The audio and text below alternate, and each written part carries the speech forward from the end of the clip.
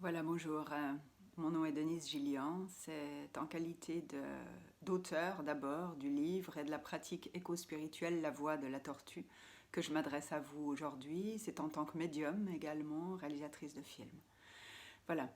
Je vais vous proposer une grille de lecture au fond de ce qui se passe actuellement, qui est une grille de lecture plutôt éco-spirituelle.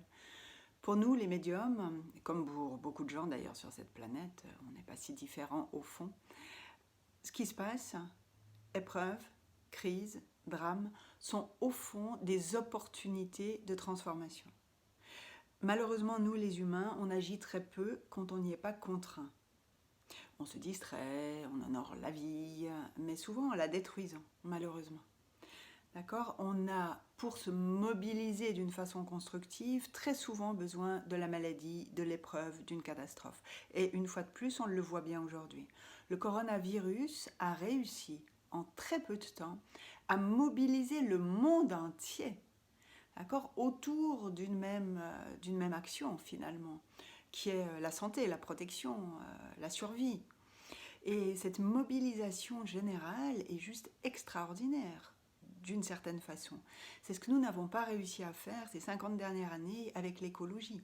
Parce que ça fait longtemps, au niveau écologique, que la Terre appelle au secours, pour autant qu'on lui donne une parole, évidemment, qu'on la considère comme vivante, qu'il y a des signaux d'alarme très forts de certains politiques, des biologistes, etc., des agriculteurs, et on n'en tient pas compte, ou très peu compte.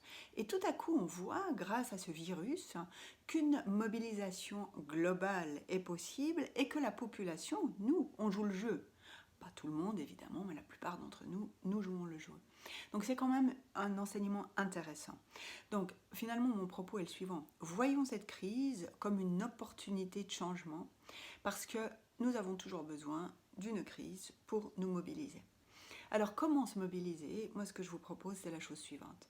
La plupart d'entre nous, dans le confinement, nous gagnons du temps, n'est-ce pas? Dans nos civilisations occidentales où on est suragité, suractif, toujours accaparé par mille choses, tout d'un coup de passer ses soirées à la maison, ces journées, et je ne le disais pas ainsi parce que beaucoup de gens travaillent quand même en télétravail ou dans différents domaines, bien que confinés, mais on gagne chacun beaucoup d'heures de libre chaque jour. Alors, je vous propose la chose suivante, c'est que tout un chacun essaye d'imaginer, de rêver un monde meilleur, un monde idéal, on peut même aller jusque-là dans l'imaginaire, parce que toute manifestation dans la matière commence par une idée, par une intention.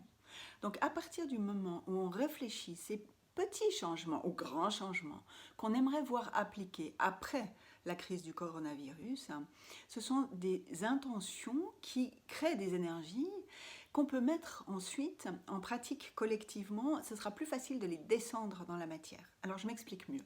Je vous donne un outil extrêmement simple que tout le monde peut pratiquer, même les enfants. Il n'y a pas besoin d'être méditant, d'être performant. C'est vraiment accessible à tous et c'est très joli, c'est très joyeux. C'est une pratique nommée La Voix de la Tortue qui a été dictée par des animaux lors d'un séminaire de médiumnité et que j'ai ensuite élaboré, communiqué à l'aide de guides spirituels mais aussi à l'aide d'alliés bien vivants qui sont mes complices et amis guérisseur, médium guérisseur, et ça fait 2 ans maintenant que je la diffuse. Il existe des méditations guidées en différentes langues, en 5 langues, un site La Voix de la Tortue en 6 langues. Tout ça est gratuit, tout ça est vraiment un service du cœur, il y a zéro business derrière, zéro consommation. L'objectif, c'est de pratiquer quelques minutes par jour de façon à se mettre dans une posture intérieure d'amour et de paix, et une fois cette posture intérieure acquise, pouvoir imaginer ensemble, dans un même espace virtuel, un monde idéal, et nourrir cet espace de vision, d'idées, qui petit à petit vont constituer ce qu'on appelle un égrégore. Un égrégore, c'est une densification d'énergie qui vient du cumul de pensées de plusieurs personnes, au même endroit si possible. On le vit tous, par exemple, dans un lieu sacré. Quand on entre dans une église, il y a une égrégore, il y a une énergie particulière. Quand on entre dans une pièce où des gens viennent de se disputer, on le sent, on a envie de mettre de la musique, d'ouvrir les fenêtres, d'aérer, d'accord?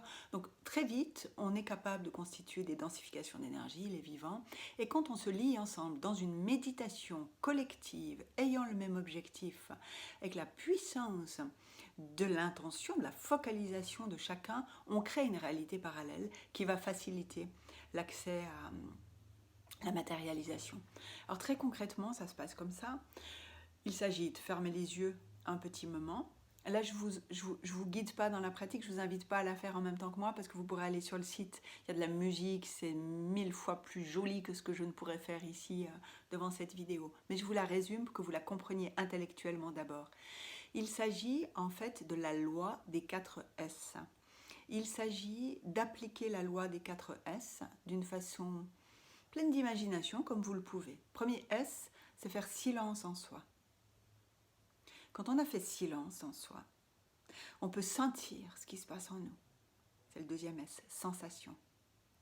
Dès lors qu'on a fait silence et qu'on sent ce qui se passe en nous, nos humeurs, nos aspirations, nos désirs, nos mal-être, nos rêves, on peut laisser affluer une sorte de sagesse. La sagesse ne peut se dire, notre sagesse intérieure comme donnée par le monde spirituel, ne peut se dire que si on est silencieux et tranquille dans ses sensations. On laisse affluer la sagesse, troisième S. Et une fois qu'on atteint cette sagesse qui peut être toute subtile, il ne s'agit pas d'être intelligent, mais juste de sentir ce à quoi le vivant nous invite, le cœur nous invite, on ne peut que se mettre au service. Quatrième S. Et le service, c'est quoi? C'est poser des petits gestes écologiques, c'est rêver un monde meilleur.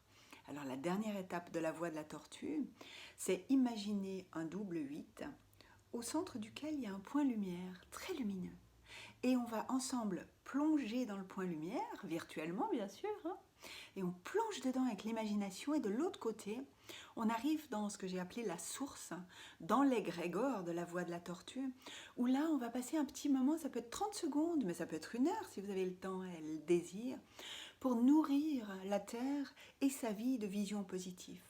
On peut se visualiser rayonnant, joyeux, gentil avec les autres, performant intellectuellement. On peut amener de la guérison à ceux qu'on aime.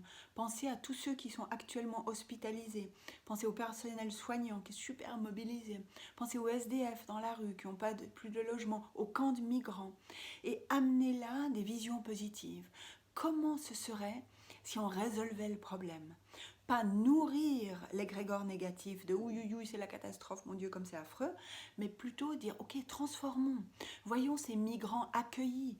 Voyons-les pas dans des camps qui ressemblent à des camps de confinement épouvantables, mais bien plutôt dans des lieux de vie, dans la nature, où ils mangent bien, où ils sont tout à fait accueillis, intégrés dans des petites sociétés. Voyons les gorilles du Congo en pleine forme, capables de se reproduire. Voyons les éléphants qui sont en captivité maintenant, hein, dans ces parcs animaliers, parce que plus personne n'y va, qui sont en train de mourir de faim. Voyons-les libérés, nourris. Chacun peut amener là où il a envie, besoin d'amener un imaginaire constructif et positif. Ou alors, toute autre façon de faire, vous plongez dans le double 8 et vous vous laissez appeler. Peut-être les dauphins vont vous appeler, vous allez nager un peu avec les dauphins et leur donner de l'amour. Peut-être les tortues vont vous appeler. Eh bien, allez discuter avec les tortues. Laissez-vous voguer, voler, appeler, mais toujours en faisant attention de donner de l'amour et de nourrir tout ceci de façon positive. À la fin de ce petit moment que vous aurez consacré, vous revisualisez le double 8, le point lumière, et on ressort. Et on se retrouve là. Le fait d'avoir passé un moment dans un espace magnifique, dans un imaginaire magnifique, fait du bien. Si vous démarrez votre journée comme ça, vous la concluez comme ça, toute la qualité de la journée change parce qu'on se trouve dans une posture différente, une posture de calme, de silence, de sensation, de sagesse, de service. L'altruisme, le don de soi. N'est-ce pas, qui vont changer l'ambiance du confinement dans votre maison? Déjà, vos proches vont en bénéficier, mais après tout l'environnement. Ça, c'est le premier impact. Et le deuxième impact, croyez-moi, je ne vais pas ici résumer toutes les études scientifiques qui ont été faites, mais plusieurs personnes qui se concentrent autour d'un même objectif, ça matérialise des choses, ça facilite par des champs morphogénétiques, par des champs unifiés de confiance, de conscience, pardon, de confiance aussi, mais de conscience, n'est-ce pas? La création d'un monde meilleur. Voilà, je vous remercie. Pour en savoir plus, vous allez sur le site de la Voix de la Tortue, Voix de la Tortue avec plein de petits traits d'union.com. Vous avez là en accès libre toutes les méditations dans 5 langues, les explications dans 5 langues, et puis quand le livre sera de nouveau accessible, il ne l'est que par Internet, maintenant vous pouvez le commander par Internet, mais bientôt les librairies réouvriront, et alors vous trouvez le livre La Voix de la Tortue. Et s'il vous plaît, là je fais vraiment un appel du cœur, participez, ça prend 2 minutes par jour, ou 1 heure, comme vous voulez, mais 2 minutes par jour.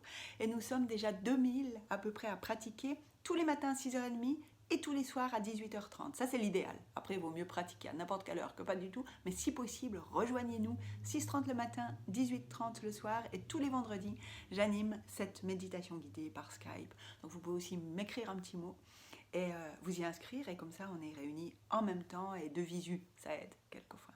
Voilà, je vous remercie de tout cœur et bonne fin de journée ou de nuit.